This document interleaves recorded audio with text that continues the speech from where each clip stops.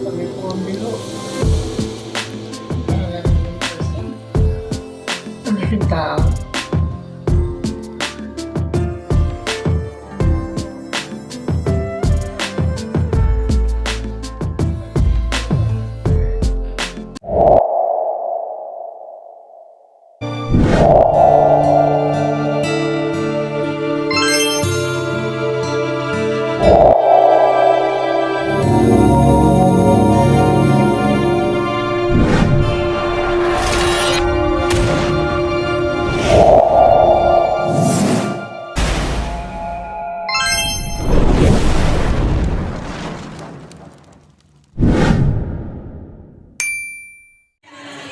Napakasaya ng araw na to dahil ito ang araw na nagpapasalamat ang mga nahirang ng mga bagong leaders at ang mga dating leaders sa Barangay Talon 5 at Talon 1 na nagpang-abot. Lahat po dito ang mga opisyalis, kagawad, mga barangay officials, mga imbitadong bisita dito, mga VIP na tao na nandito sa Talon 5. Proud ako bilang vlogger nyo na nasaksihan ko ang pasasalamat ng mga hirang na leader. Mga magaganda at tsura pa lang, ang bango-bango na.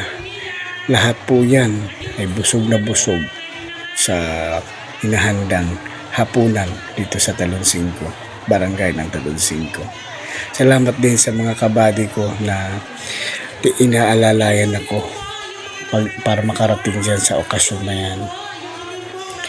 Ang hindi ko inaasahan ay bigla akong nahilo at nasusuka.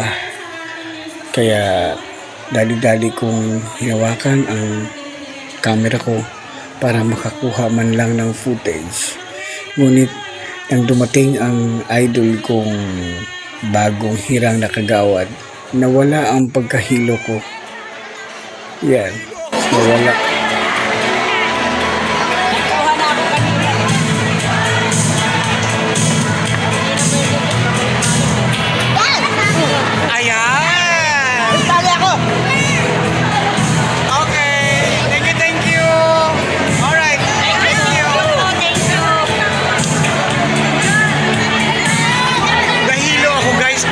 Yung hilo ko.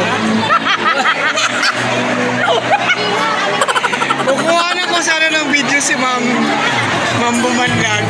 Dumaan si Sir Jello, nawala ang hilo ko.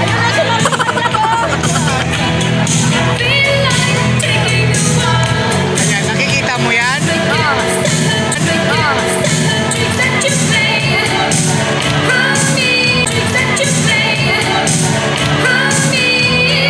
Hindi na ako makatayo guys, nahihilo ako. Kawayan mo, kawayan mo.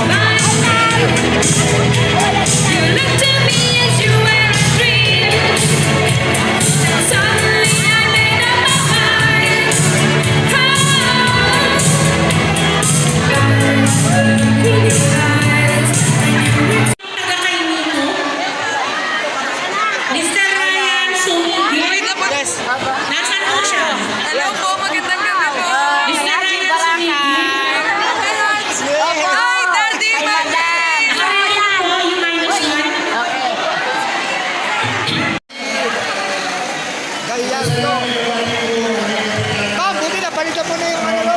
Ma'am Josie. Palitan mo yung... Ma'am Josie. Gaya to. Ma'am, buti na, palitan mo na yung ano. Ma'am Josie. Palitan mo yung... Ma'am Josie. Thank you so much. Congratulations. We love you so much, Ma'am Irene. Ma'am Josie, sir.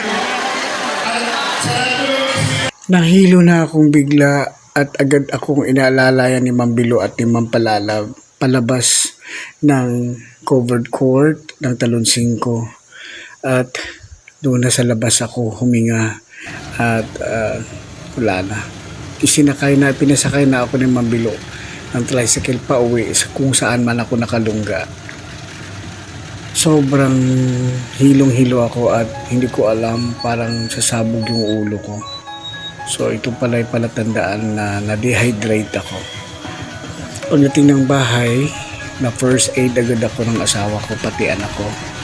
At sa awa ng Diyos, ito pa rin ang nangyayari.